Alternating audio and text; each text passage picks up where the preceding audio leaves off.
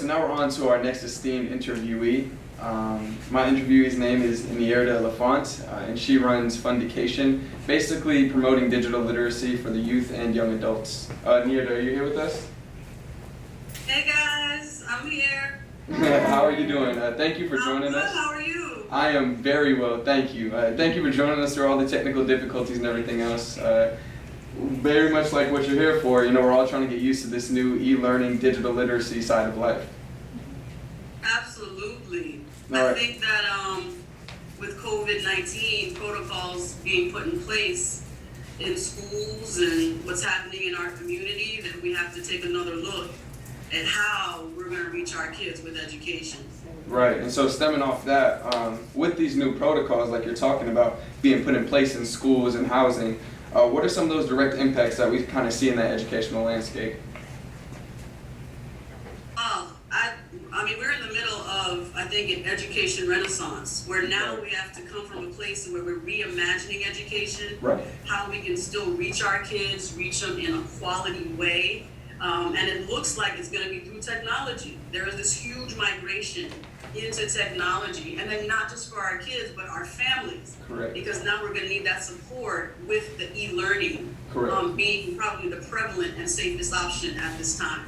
Correct. And so with this new change, with this new import of all this vast amounts of technology, what are some of those challenges that you kind of foresee families and students seeing alike? I think one of the biggest ones is digital literacy. We have to get to a place where our kids and our families are competent and comfortable with technology. And then once we get there, we can prevent our kids from falling behind, as well as being able to level them up so that they can make the most of those digital opportunities while they're learning at home or while we're learning through other methods that leans into technology. Correct, and I think you're saying something super powerful there, because even in my household, the generational gap between me and my parents is so vast that even when I try to communicate things in a technological manner, they kind of get lost in translation, no pun intended. So I definitely see where you're coming from there. Exactly. We have to bridge that gap, because now it's going to take a village. It's going to take the educator. Correct. It's going to take the caregiver at home. I'm talking, we're going to have to bring Gam Gam in. We're going to have to Exactly. This is a family affair in order for everyone to make sure that our kids are not getting left behind. So you made a great point there. Yes, ma'am. And you know, something I really just want to tackle, being the youth, being in the midst of this transition to e-learning, me and my peers face it a lot. It's the lack of motivation. I mean, when you're in a classroom, you have a teacher breathing down your neck, you know, you're kind of obligated to do your work in that sense. But when you're at home, you get to roll over, head still on the pillow, look at your Zoom meeting. How do you foresee us, you know, getting over that bridge of lack of motivation? Well, I'm telling you what, it's not just e-learning. I think daily teachers have always been trying to find a way to motivate kids. Right. I think parents are trying to find a way to motivate, and you guys are trying to motivate yourself. I think Albert Einstein said, with respect to learning, that it's about creating an environment of learning. Yes, so I think that once we find that language or that form of engagement where we can foster a positive, engaging learning environment, then the motivation will come. But we are also going to have to ask our kids to find it within themselves to want to learn and to want to engage, and the tools that we can provide for them to do so. Correct. So motivation now is going to be all parts. It's going to be everybody trying to be motivated and involved and engaged, so we can keep learning and keep learning at a quality level. Yes, ma'am, and I think you're saying it the best. Like you said earlier in this interview, it's going to take a village. It's going to take the parents. It's going to take grandparents. It's going to take everybody. And speaking to that as well, we see this stratification of motivation within kids in schools. For me, for instance, I'm at Riverview High School in the IB program.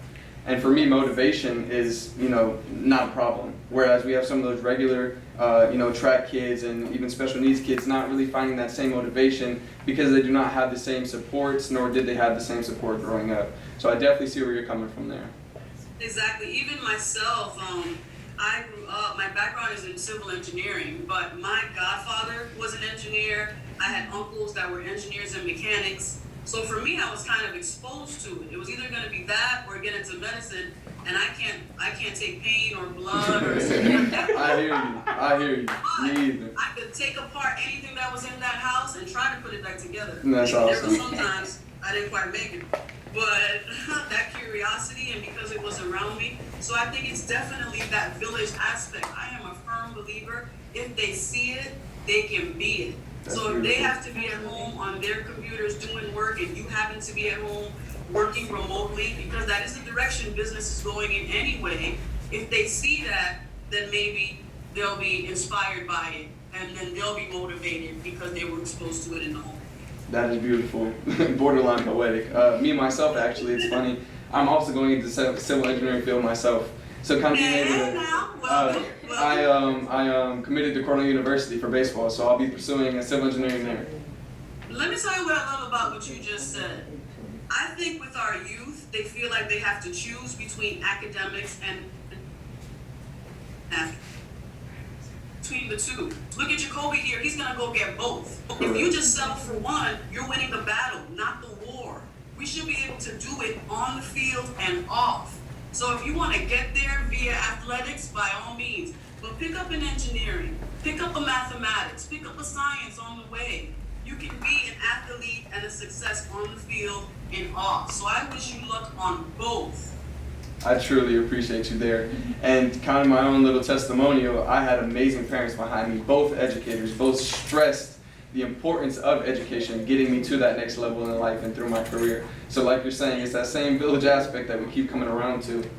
Exactly. It takes the influence, it takes the passion, the engagement, treating that brain just like you treat your body when you train for a competition. Beautiful. Because I'm telling you what, being a professional is a sport too, and we want to win that as well. Not just on the field. Let's go, let's take it off the field. That's beautiful. That's really well said. All right, now kind of transitioning a little bit here. Done? Did I overstep? No. What's up? Keep talking. Keep on talking? Yeah. We still good. We still got time. Oh, So I thought I overstepped. I was saying, goodness. end it. Keep talking. Keep talking. That's what I thought. Okay, so look, we're gonna kind of transition here. With the various learning options that parents are considering for this upcoming school year with surveys and things like that, e-learning is looking mighty promising. However, how does that really stack up against in-person instruction? So I really don't think it does. I mean, you can't compare, you have to compare apples to apples. There's no way you can compare a student in a classroom with a teacher or on a campus for 8 hours a day, being engaged by friends, having a lunch, maybe some downtime in class, to a student at home in front of a computer. Correct. So I think the first thing that we need to do is realize they aren't the same and you can't compare them. The Gotcha. only thing that the two have in common is that they will both be environments that will foster learning. And once we separate them for what they are and see the values and where we can leverage each, Yes, ma'am. then we can make a difference. But I cannot stress enough, you cannot compare going to school 8 hours a day. I mean, the social interaction there, what a teacher has to deal with to motivate, to control so many students in a room, it's completely different. You can't ask a child to sit in front of a computer for 8 hours Yes, ma'am. and learn. It just doesn't work that way. So first I say separate them. Let's not make the comparison. Take each for what they are and then build from there. That's amazing. All right, that's all we're gonna have time for here. I truly appreciate you coming on the show and spreading your wisdom and knowledge. Like you said, it's gonna take that village mindset, and hopefully we can kind of spread that to the youth and the young adults as they come up and they raise their own in this nice new fostering environment with e-learning. I hope so. Well said, Jacoby. And thank you for having me, guys. Of course. Thank you. Thanks for joining us. Bye. Bye. I'll do that.